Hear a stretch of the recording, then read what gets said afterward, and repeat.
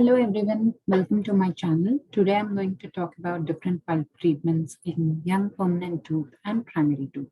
So the different options I'm going to talk about is pulpotomy, partial pulpotomy, apexogenesis, and apexification. So first we are going to talk about what exactly is pulpotomy. Pulpotomy is nothing but removal of coronal pulp. Okay, so for example, like here,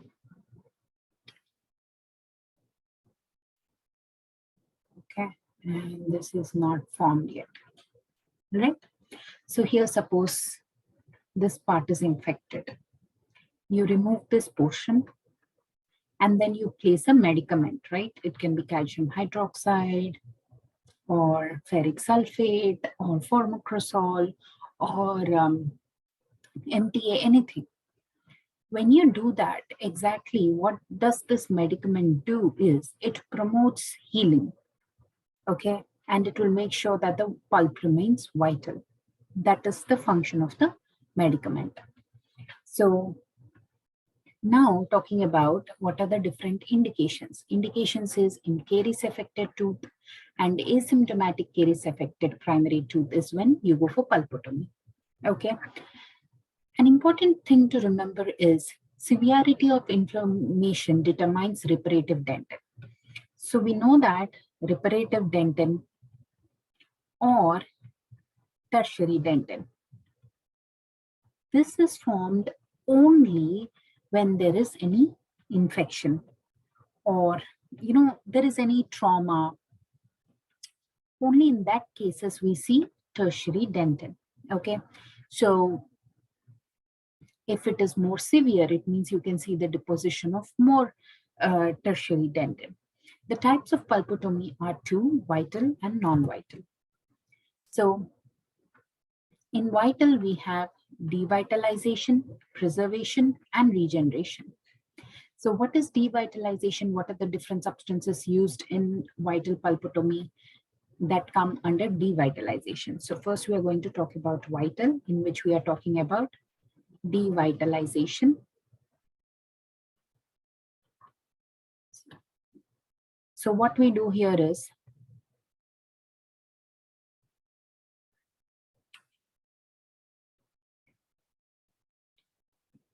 we give LA, we put rubber dam and we remove the caries, and then we can, if we place formocrosol with the help of a cotton, that comes under devitalization, okay? And next one is preservation. So what does preservation do? Preservation, devitalization mainly causes mummification, whereas preservation, it will cause minimal devitalization, okay? And it is non-inducive in nature. All right, that is ZOE. This is formocrosol. And different examples are there. I'm just going to talk about the things that I'm going to explain in this slide, in the next slides. Next is regeneration. Regeneration it mainly causes repair. So it is inductive or reparative in function. Calcium hydroxide, MTA, and BMP. All right. So these all come under pulpotomy. Next, there are two types of pulpotomy. One is single visit and one is double visit, two visit. Okay, so first here, what do you do? First, you make sure that you give LA and then you place a rubber dam.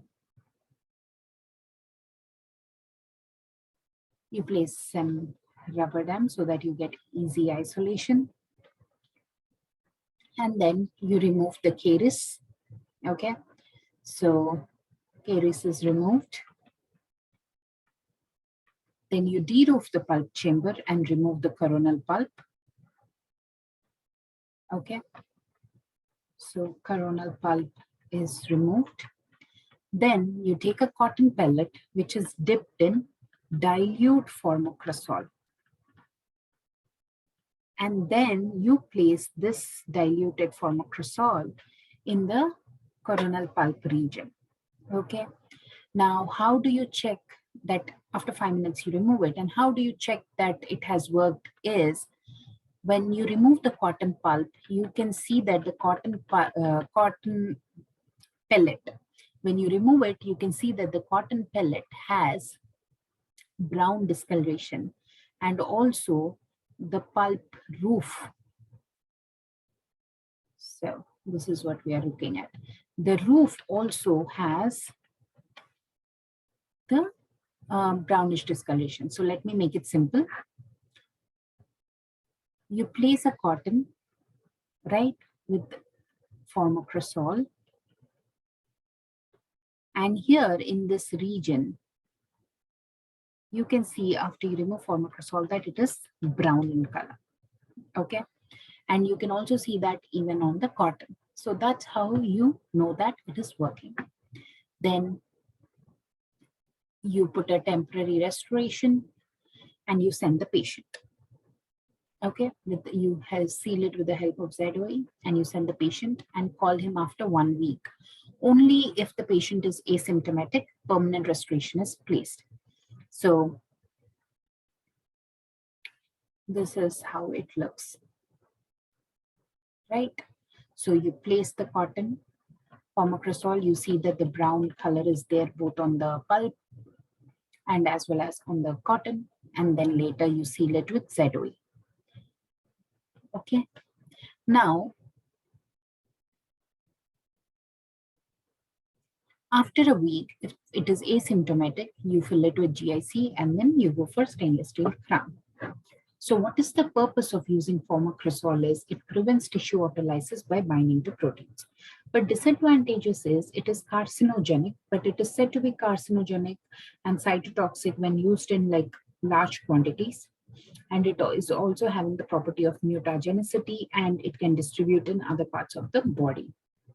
Now, 2-visit pulpotomy is similar to the single visit, but there are few changes. So what is those changes is?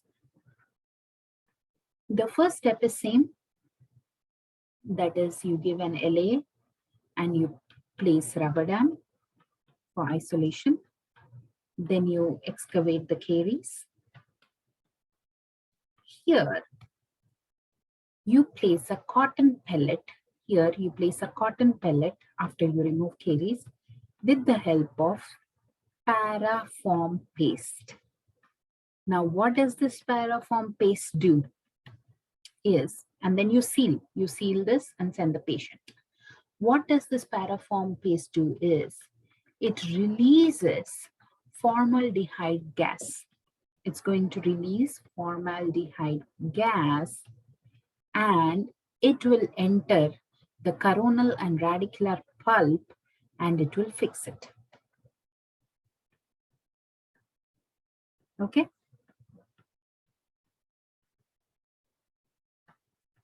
Now, 2 weeks later, after 2 weeks, again, you call the patient, LA rubber dam is placed, and then temporary restoration is removed. Now, whatever temporary restoration you have done, you remove it. And old cotton pellet is also removed. Now, what do you do is, so it looks something like this. Right, you have a cotton pellet and you have a temporary restoration.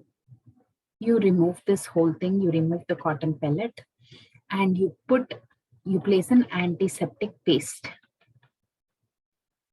which is followed by placement of a crown. Next is partial pulpotomy or sweat pulpotomy. Only when there is a pinpoint trauma or an accident or caries, that is when you go for partial pulpotomy.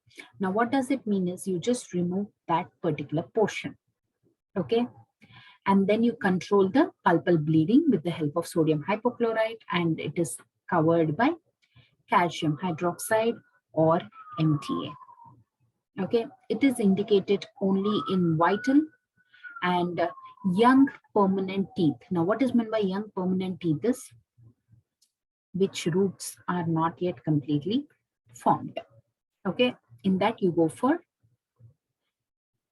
partial pulpotomy. Okay, next, Neither time between the accident and treatment nor size of exposure is critical if the inflamed superficial pulp tissue is amputated to the healthy pulp. So here you can see that particular portion. What are we doing? We are placing formicrosol cotton pellet and you seal it with the help of ZOE, zinc phosphate, and then you place stainless steel crown. Okay. Now, contraindications is if there is pain or periapical lesion, or when you try to stop the bleeding, it doesn't stop after 5 minutes, or if the pulp is necrotic, or if there is pain from percussion, then you do not go for this. Okay. Another thing to remember is in primary teeth, ferric sulfate pulpotomy is preferred over the calcium hydroxide pulpotomy because the chances of failure for calcium hydroxide is more. Okay. There is an example. This is a primary second molar and permanent molar has not yet erupted.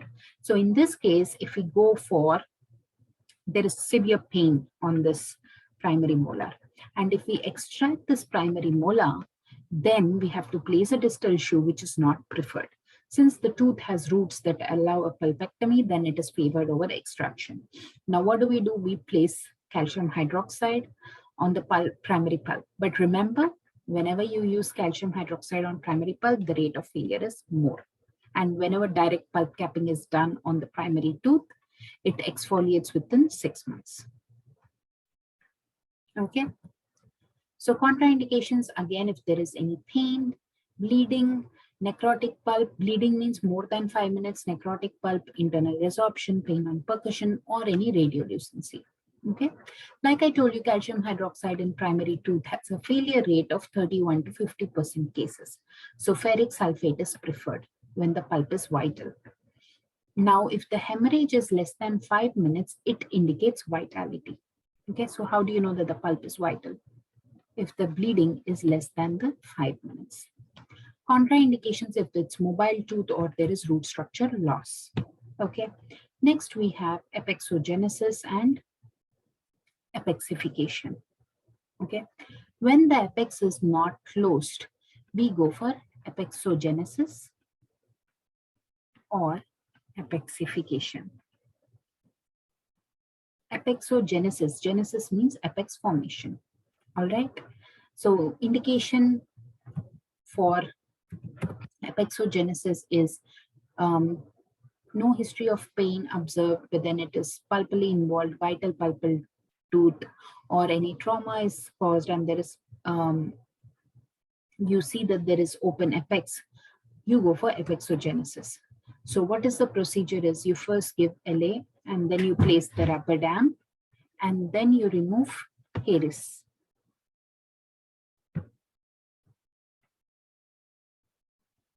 And then you remove the coronal pulp and like, let me show it with the help of a diagram. So the apex is not formed over here. Okay, first you give LA, you place rubber dam, you see caries, you remove the caries, and then you remove coronal pulp, and then you remove the debris with the help of cotton pellet.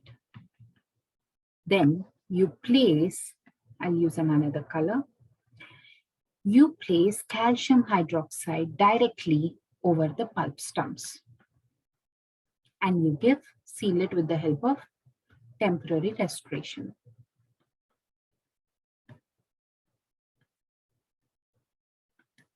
And you take radiograph every 3 months. Only when the root apex is formed, that's when you can do the regular RCT procedure. Okay. Now we have Apexification. Apexification, before I explain about Apexification, let me tell you something about calcium hydroxide. Calcium hydroxide actually permits mineralization. And it is similar to that of the pulp tissue. That is the reason that we use this. Okay. Disadvantages is, I told you, rate of failure is more and it must be replaced at monthly intervals before final obturation. All right. So what do we do in Apexification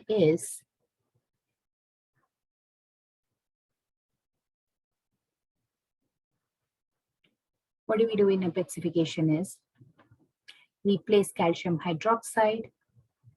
All the previous procedures, it's same. You place calcium hydroxide and leave it for 1 week. Later, you remove the calcium hydroxide and then you take a file that goes beyond the apex and it will induce blood clot for 1 to 3 minutes. Then you place MTA. Okay, now what does MTA do? MTA acts as an artificial barrier. So here, suppose there is an open apex. Okay, you have placed calcium hydroxide, right? You have placed calcium hydroxide, removed it after a week, and then you take a file, make sure like you induce blood clot, and then you place MTA. MTA will form an artificial barrier, okay, against which obturating material may be condensed. Now, first you have to take a radiograph to confirm that the canal space is closed and it is obturated, so it is filled properly. Only then you make sure that the procedure is done, or else you have to repeat the whole thing.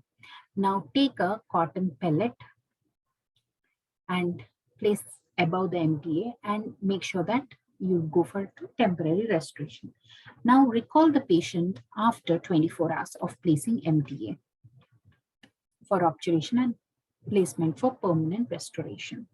So that is about apexification. Apexification, you're placing MTA, and Apexogenesis, you're placing directly calcium hydroxide. And we have learned that failure is more for calcium hydroxide than ferric sulfate in primary tooth. And we have also learned about partial pulpotomy